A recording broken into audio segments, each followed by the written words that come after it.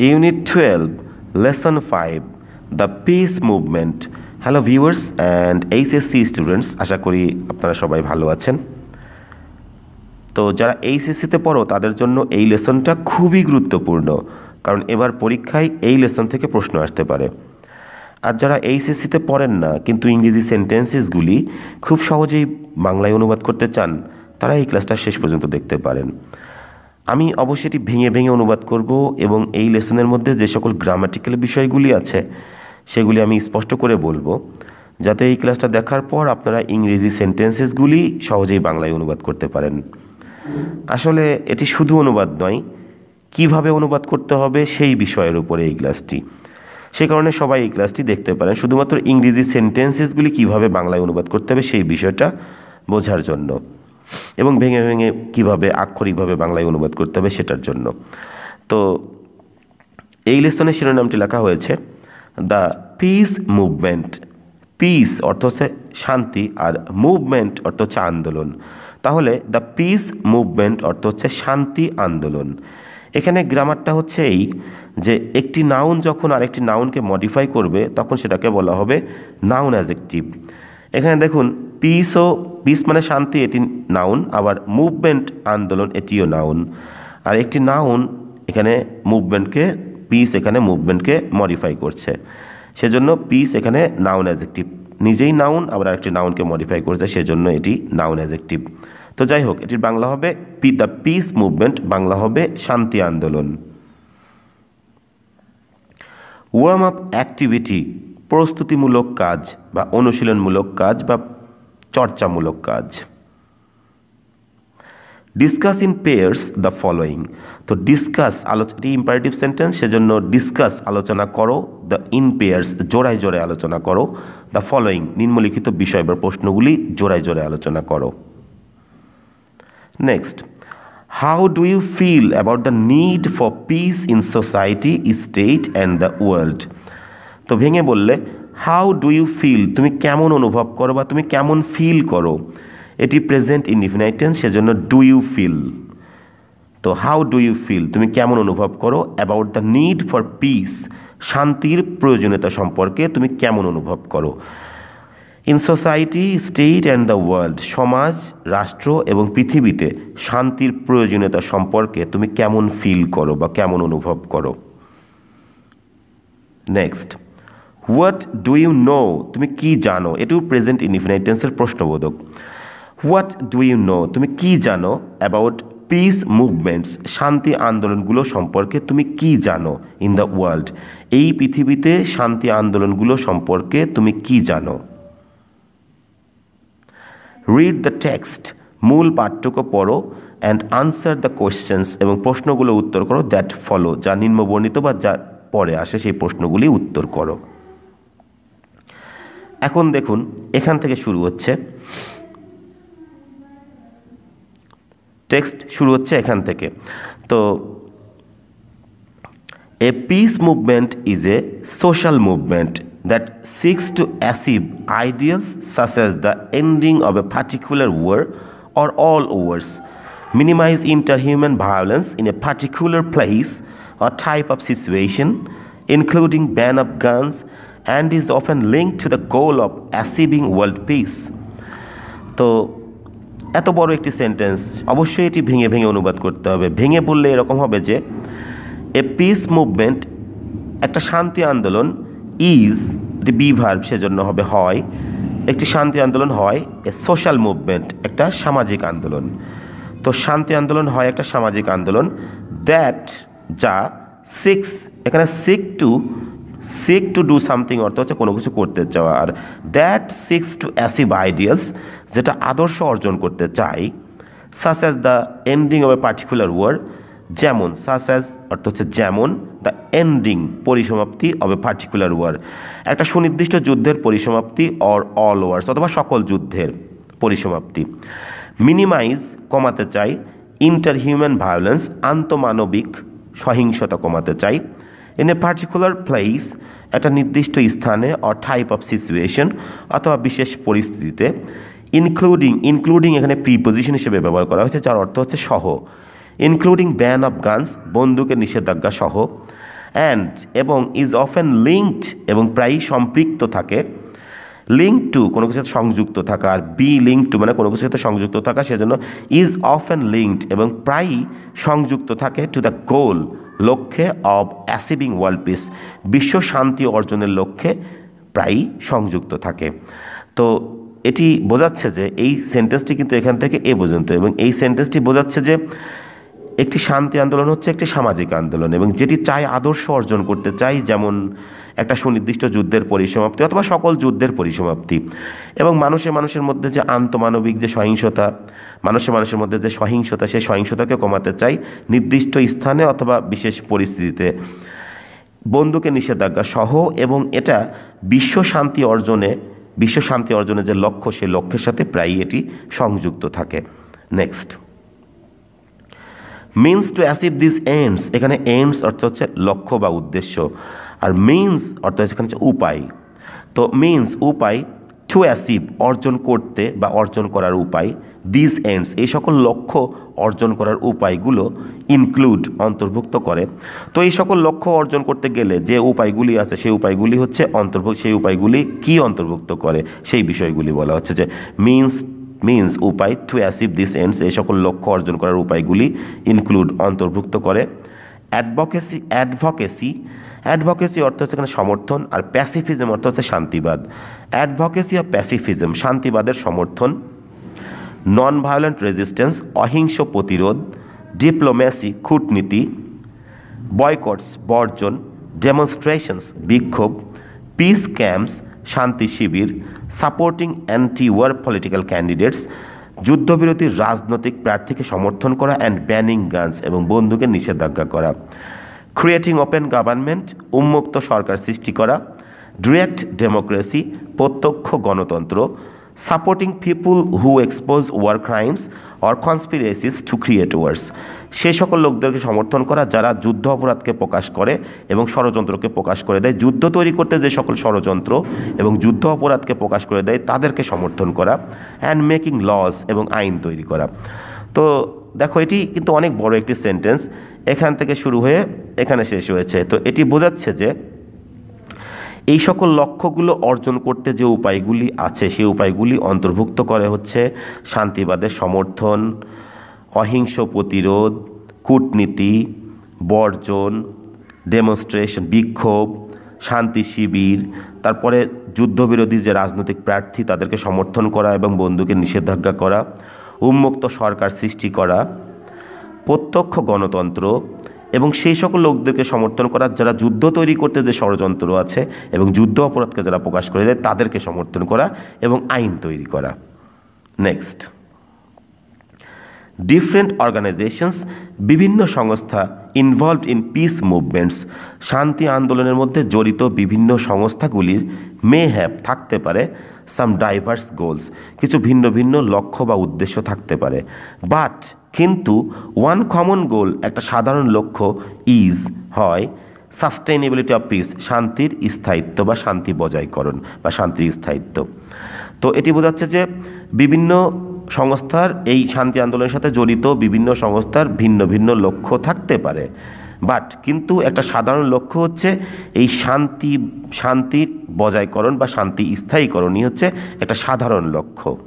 বিভিন্ন লক্ষ্য থাকতে পারে কিন্তু সাধারণত একটা লক্ষ্য থাকে, সেই লক্ষ্যটা হচ্ছে শান্তির স্থায়িত্ব। তো এখন এই অংশটুকু যেটি বোঝাচ্ছে সেটা হচ্ছে যে এখান থেকে যে বিষয়টা স্পষ্ট সেটা হচ্ছে যে শান্তি আন্দোলন একটি সামাজিক আন্দোলন কিন্তু, এবং এটি হচ্ছে সেই সকল আদর্শকে অর্জন করতে চাই যেমন কোনো নির্দিষ্ট যুদ্ধের পরিসমাপ্তি অথবা মানুষের মধ্যে যে সহিংসতা আছে নির্দিষ্ট স্থানে বা পরিস্থিতিতে সেই সহিংসতাগুলো কমানো এবং এইগুলো বন্দুকের নিষেধাজ্ঞা সহ সেই সহিংসতাগুলো কমানো। কারণ বন্দুক দিয়ে কিন্তু শান্তি প্রতিষ্ঠা করা যায় না, অস্ত্র দিয়ে কখনো শান্তি প্রতিষ্ঠা করা যাবে না। সে কারণে অস্ত্র নিষেধাজ্ঞা সহ সেই শান্তিকে প্রতিষ্ঠা করা। এবং আরেকটি বিষয় এখানে স্পষ্ট বোঝাচ্ছে সেটি হচ্ছে যে বিশ্ব শান্তি অর্জনের সাথে বিশ্বের শান্তি অর্জনের লক্ষ্যের সাথে এটি সংযুক্ত। তো এখন বিশ্বের শান্তি প্রতিষ্ঠা করতে গেলে শুধুমাত্র এই বাণী দিয়ে তো আর হবে না, কি করতে হবে, এর কিছু উপায় আছে, এর কিছু মাধ্যম আছে, এই সকল লক্ষ্যগুলো অর্জন করার কিছু মাধ্যম বা উপায় আছে। সেগুলো হচ্ছে যে শান্তিবাদের সমর্থন করতে হবে, শান্তিবাদের সমর্থন, অহিংস প্রতিরোধ, কূটনীতি, এইগুলো করতে হবে, বর্জন করতে হবে। মানে কোনো যুদ্ধ করা যাবে না, কাউকে হত্যা করা যাবে না, কিন্তু বর্জন করতে হবে, বিক্ষোভ করতে হবে, শান্তি শিবির করতে হবে। তারপরে যুদ্ধবিরোধী যে সকল প্রার্থী আছে তাদেরকে সমর্থন করতে হবে এবং বন্দুকের নিষেধাজ্ঞা করতে হবে। উন্মুক্ত সরকার সৃষ্টি করতে হবে, উন্মুক্ত সরকার সৃষ্টি করা এবং প্রত্যক্ষ গণতন্ত্র এবং সেই সকল লোকদের সমর্থন করা যারা যুদ্ধ অপরাধ এবং ষড়যন্ত্রকে যারা প্রকাশ করে দেয় তাদেরকে সমর্থন করা। যুদ্ধ তৈরি করার জন্য যে অপরাধগুলি আছে এবং যুদ্ধ তৈরি করার জন্য যে ষড়যন্ত্রগুলি আছে, যারা এই ষড়যন্ত্রকে প্রকাশ করে দেয় যাতে যুদ্ধ সৃষ্টি না হয়, তাদের সেই সকল লোকদেরকে সমর্থন করা এবং আইন তৈরি করা। তারপরে আরও বলা হচ্ছে যে পৃথিবীতে বিভিন্ন এই শান্তি আন্দোলনের সাথে জড়িত বিভিন্ন সংস্থার কিন্তু ভিন্ন ভিন্ন লক্ষ্য থাকতে পারে, বৈচিত্র্যময় লক্ষ্য থাকতে পারে, কিন্তু একটি সাধারণ লক্ষ্য হচ্ছে যে এই শান্তি আন্দোলনটা বজায়করণ বা শান্তি আন্দোলনটার স্থায়িত্ব, শান্তির স্থায়িত্ব বা শান্তির বজায়টা, এইটা একটা সাধারণ লক্ষ্য। পৃথিবীতে যত শান্তি আন্দোলনই থাকুক না কেন, অর্গানাইজেশন থাকুক না কেন, তাদের কিন্তু একটা প্রধান বৈশিষ্ট্য বা একটা সাধারণ লক্ষ্যটা হচ্ছে শান্তির বজায়করণ বা স্থায়ীকরণ, সেটি বোঝাচ্ছে। এখন দেখুন next, peace movement is basically an all-encompassing anti-war movement. তো পিস মুভমেন্ট শান্তি আন্দোলন হয় বেসিক্যালি মূলত an all encompassing anti war movement. মানে অল এনকম্পাসিং অর্থ হচ্ছে সর্বগ্রাসী বা সর্বোপরি বা পরিপূর্ণভাবে। এটি অল এনকম্পাসিং মানে পুরোপুরিভাবে, পুরোপুরি। তো পিস মুভমেন্ট হয় মূলত একটা পুরোপুরি অ্যান্টি ওয়ার মুভমেন্ট, যুদ্ধবিরোধী আন্দোলন। মানে যুদ্ধবিরোধী আন্দোলনই আসলে পিস মুভমেন্ট, সেটি বোঝাচ্ছে। তারপর বলা হচ্ছে যে ইট ইজ প্রাইমারিলি, এটা প্রাথমিকভাবে ক্যারেক্টারাইজড মানে হচ্ছে চিহ্নিত করা, আর ইট ইজ প্রাইমারিলি ক্যারেক্টারাইজড, এটা প্রাথমিকভাবে চিহ্নিত করা হয় বাই এ বিলিফ, একটা বিশ্বাস দ্বারা চিহ্নিত করা হয়, দ্যাট যে human beings should not wage war অর্থ হচ্ছে যুদ্ধ বাঁধানো। তো হিউম্যান বিংস মানুষের শুড নট ওয়েজ ওয়ার যুদ্ধ লাগানো উচিত নয় অথবা যুদ্ধ বাঁধানো উচিত নয়, অন ইচ আদার একে অপরের উপরে যুদ্ধ বাঁধানো উচিত নয়, অর এনগেজ অথবা নিযুক্ত হওয়া উচিত নয়, ইন ভায়োলেন্ট কনফ্লিক্টস তীব্র দ্বন্দ্বে জড়িত হওয়া উচিত নয়, নিয়োজিত হওয়া উচিত নয়, অবা ল্যাঙ্গুয়েজ ভাষার উপরে, রেইস জাতি, ন্যাশনাল রিসোর্সেস প্রাকৃতিক সম্পদ, রিলিজিয়ন ধর্ম, অর ইডিওলজি অথবা আদর্শবাদ। তো এখানে যেটা বোঝাচ্ছে সেটা হচ্ছে যে শান্তি আন্দোলনটা মূলত পুরোপুরিভাবে একটা যুদ্ধবিরোধী আন্দোলন এবং এটা সাধারণত চিহ্নিত করা হয় একটা বিশ্বাস দ্বারা, যে বিশ্বাসটা কি, যে মানুষের যুদ্ধ বাঁধানো উচিত নয়, একে অপরের উপরে যুদ্ধ বাঁধানো উচিত নয় এবং তীব্র দ্বন্দ্বেও জড়িত হওয়া উচিত নয়, ভাষাকে কেন্দ্র করে বা ভাষার উপরে, জাতি, প্রাকৃতিক সম্পদ, তারপর হচ্ছে ধর্ম এবং আদর্শবাদের উপরে যুদ্ধ বাঁধানো উচিত নয়। এটা হচ্ছে প্রাথমিকভাবে একটা বিশ্বাস দ্বারা চিহ্নিত করা হয় এই বিষয়টা, যে এই বিষয়গুলোর উপরে যুদ্ধ বাঁধানো উচিত নয়। তারপরে ইট ইজ বিলিভড এটা বিশ্বাস করা হয়, যেটি প্যাসিভ ফর্ম, বিলিভ মানে বিশ্বাস করা, আর ইট ইজ বিলিভড দ্যাট এটা বিশ্বাস করা হয় যে military power is not the equivalent of justice. Military পাওয়ার সামরিক শক্তি ইজ নট দ্য ইকুইভ্যালেন্ট সমতুল্য নয়, অফ জাস্টিস ন্যায় বিচারের সমতুল্য নয়। তো এটা বোঝাচ্ছে যে এটা বিশ্বাস করা হয় বা এটা বিশ্বাস করা হয় যে সামরিক শক্তি ন্যায় বিচারের সমতুল্য নয়, সামরিক শক্তি ন্যায় বিচারের ইকুইভ্যালেন্ট নয়, সমতুল্য নয়। The peace movement tends to অর্থ হচ্ছে কোনো কিছু করতে চাওয়া বা কোনো কিছু করার ঝোঁক থাকা, সেরকমকে বলা হবে টেন্ডস টু। তো দ্য পিস মুভমেন্ট শান্তি আন্দোলন টেন্ডস টু চাই টু অপোজ বিরোধিতা করতে চাই the proliferation of dangerous technologies. তো ডেঞ্জারাস টেকনোলজিস অর্থ হচ্ছে বিপজ্জনক প্রযুক্তি, আর প্রলিফারেশন অর্থ হচ্ছে বিস্তার। তো বিপজ্জনক প্রযুক্তির যে বিস্তারকে বিরোধিতা করতে চায় শান্তি আন্দোলন। And weapons of mass destruction, এবং গণধ্বংসের যে অস্ত্র সেই অস্ত্রের বিরোধিতা করতে চায়। ইন পার্টিকুলার, বিশেষ করে নিউক্লিয়ার ওয়েপন্স, পারমাণবিক অস্ত্র, অ্যান্ড বায়োলজিক্যাল ওয়ারফেয়ার, এবং রাসায়নিক যে অস্ত্র সামগ্রী আছে সেইগুলোর বিরোধিতা করতে চায়। তো এটি বোঝাচ্ছে যে শান্তি আন্দোলনটা হচ্ছে বিপজ্জনক যে অস্ত্র এবং গণধ্বংসের যে অস্ত্রগুলি আছে, বিশেষ করে পারমাণবিক অস্ত্র এবং জীবাণু বা রাসায়নিক অস্ত্র, সেই অস্ত্রের সেই অস্ত্রের যে বিস্তার, সেই বিস্তারকে শান্তি আন্দোলন আসলে সেগুলোর বিরোধিতা করতে চায় বা বিরোধিতা করে আর কি। মোর ওভার, আরও বলতে গেলে মেনি অবজেক্ট, এখানে মেনি অর্থ হচ্ছে মেনি পিপল। তো মোর ওভার, আরও বলতে গেলে বা অধিকন্তু, মেনি পিপল বা মেনি অবজেক্ট টু অর্থ হচ্ছে আপত্তি করা। তো মেনি অবজেক্ট, অনেকে আপত্তি করে, টু দ্য এক্সপোর্ট রপ্তানিতে আপত্তি জানায় বা আপত্তি করে। কিসের রপ্তানিতে আপত্তি করে? অফ ওয়েপন্স, অস্ত্রের রপ্তানিতে আপত্তি করে, including hand held machine guns.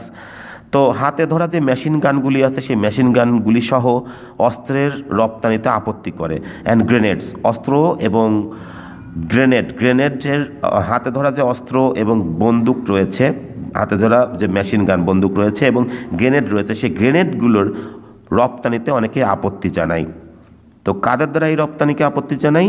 By the leading economic nations, মানে নেতৃস্থানীয় অর্থনৈতিক যে রাষ্ট্রগুলি আছে সেই রাষ্ট্রগুলোর দ্বারা যেই এক্সপোর্টগুলি হয় সেগুলোকে আপত্তি জানাই।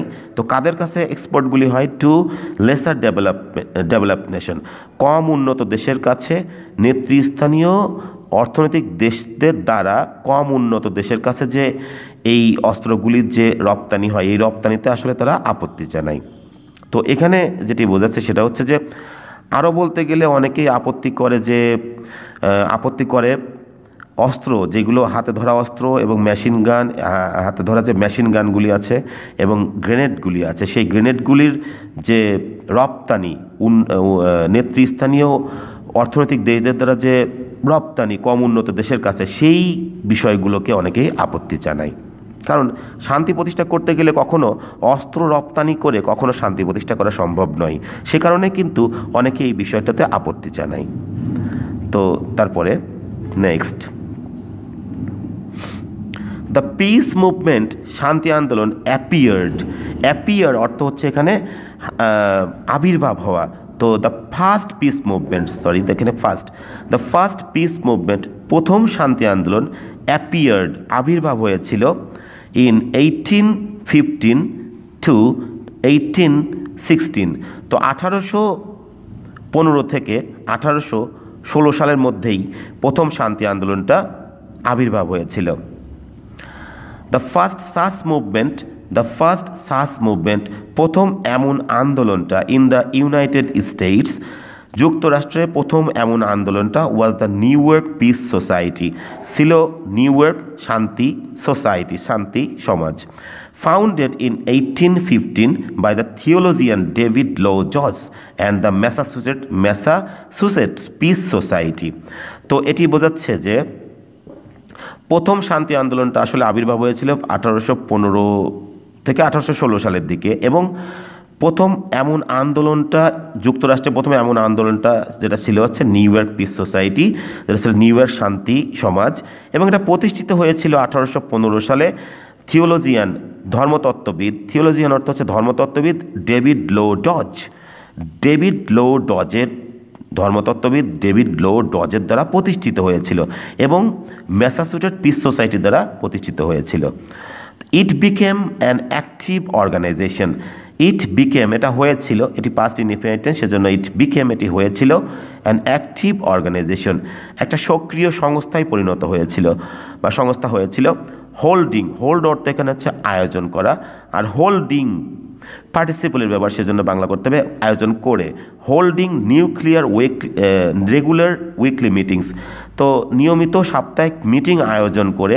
অ্যান্ড প্রডিউসিং লিটারেচার, এবং সাহিত্য উৎপন্ন করে, which was spread as far as Gibraltar and Malta. তো জিব্রাল্টার এবং মাল্টার পর্যন্ত, এত দূর পর্যন্ত সাহিত্যকে বিস্তৃত করা হয়েছিল, ছড়িয়ে দেওয়া হয়েছিল।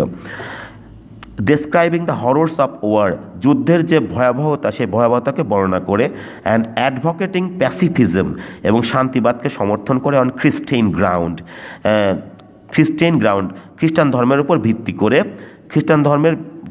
করে, শান্তিবাদকে সমর্থন করে। তো এটি বোঝাচ্ছে যে এটি একটা, এই যে শান্তি আন্দোলনটা এটি হয়েছিল, এটা হয়েছিল হচ্ছে একটা অ্যাক্টিভ অর্গানাইজেশন, মানে এটা একটা সক্রিয় সংস্থায় পরিণত হয়েছিল। নিয়মিত কেন সক্রিয় সংস্থায় পরিণত হয়েছিল? কারণ নিয়মিত সাপ্তাহিক যে মিটিং এটা আয়োজন করে বা অনুষ্ঠিত করে, এবং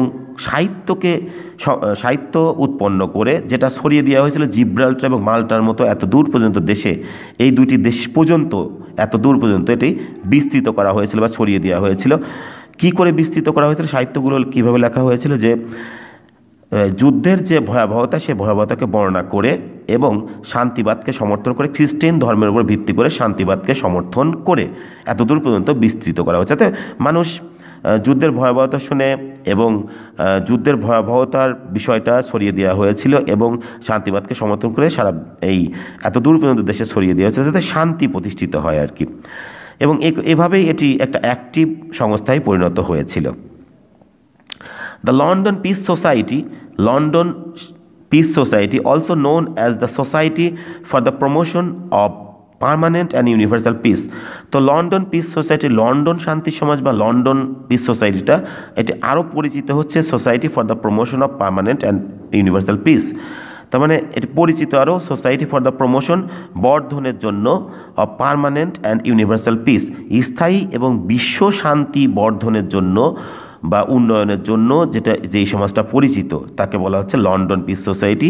সেটি ওয়াজ ফর্মড, গঠন করা হয়েছিল, প্যাসিভ ফর্ম, ওয়াজ ফর্মড, গঠন করা হয়েছিল ইন 1816, 1816 সালে এটি গঠন করা হয়েছিল। টু প্রমোট, বর্ধন করতে বা উন্নীত করতে, টু প্রমোট, বর্ধন করতে বা উন্নীত করতে, কি উন্নীত করতে?